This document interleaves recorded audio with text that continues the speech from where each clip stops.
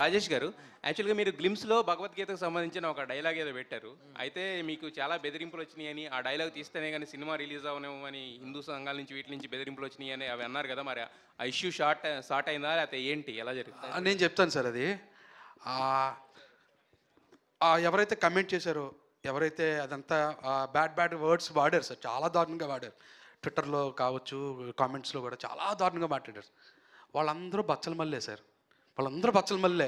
ఎందుకంటే బచ్చలమల్లి ఎలాగైతే భగవద్గీత ప్లే అవుతుంటే వినరానే పెడితే వినకుండా కట్ చేశాడు సార్. నేను ఒక మంచి పాయింట్ చెప్పడం కోసమే నేను పెట్టా. అది ఉంది తర్వాత అన్నది అది కూడా వినకుండా ఇప్పుడే కట్ చేశారు సార్ వాళ్ళు కూడా.